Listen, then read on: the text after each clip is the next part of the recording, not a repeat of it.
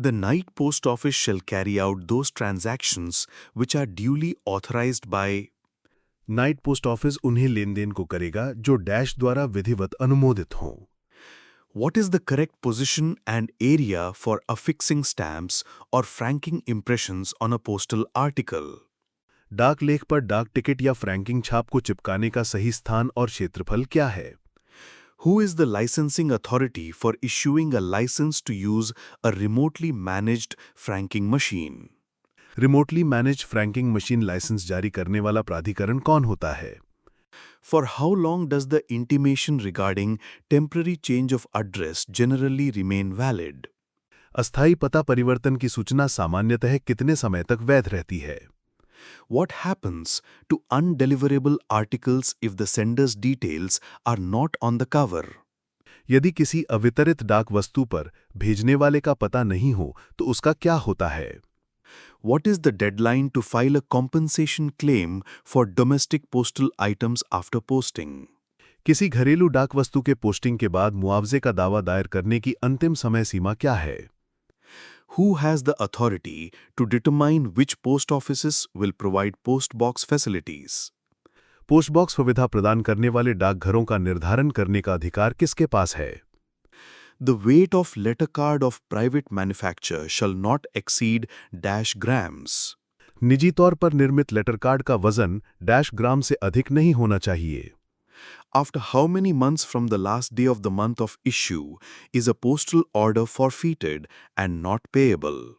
निर्गमन माह के अंतिम दिन से कितने माह बाद प्रस्तुत किया गया पोस्टल ऑर्डर अमान्य हो जाता है और भुगतान नहीं किया जाता? Under the anticipated endowment assurance claim, with 15-year term, -% of sum assured is paid back to the policyholder with accrued bonus at the end of 15 years. प्रत्याशित एंडोमेंट बीमा योजना सुमंगल के 15 वर्षीय कार्यकाल के अंत में पॉलिसीधारक को संचित बोनस सहित कुल बीमित राशि का %% वापस किया जाता है। What is the maximum weight limit for sending international printed papers by postal mail? अंतर्राष्ट्रीय मुद्रित पत्र या प्रिंटेड पेपर्स भेजने के लिए अधिकतम वजन सीमा क्या है? What is the minimum weight requirement for warehousing charges to apply to inward foreign packets? अंतर्राष्ट्रीय आवक विदेशी पैकेटों पर वेयरहाउसिंग शुल्क लागू होने के लिए न्यूनतम वजन आवश्यकता क्या है? Which of the following countries is not a member of the Universal Postal Union? निम्नलिखित में से कौन सा देश यूनिवर्सल पोस्टल यूनियन यानी यूपीयू का सदस्य नहीं है? In roll form, what is the minimum size, length plus twice the diameter for an international letter? Role स्वरूप में अंतर्राष्ट्रीय पत्र के लिए न्यूनतम माप यानी लंबाई प्लस 2 गुना व्यास क्या होनी चाहिए? The bulk bag system is applicable to.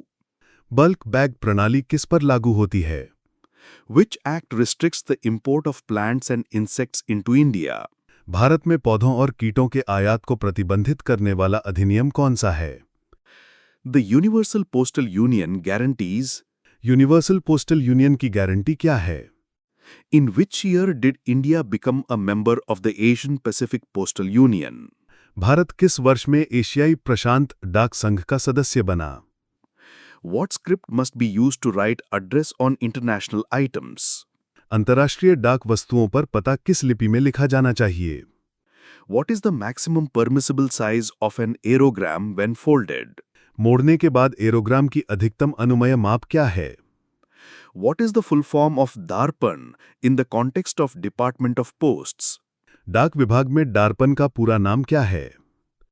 What was the total outlay approved for the IT modernization project 1.0 of the Department of Posts? डाक विभाग की आईटी आधुनिकीकरण परियोजना 1.0 के लिए कितना कुल बजट मंजूर किया गया था? The IT modernization project of India Post was being implemented through how many distinct segments? डाक विभाग की आईटी आधुनिकीकरण परियोजना 1.0 को कितने अलग-अलग खंडों के माध्यम से लागू किया गया था?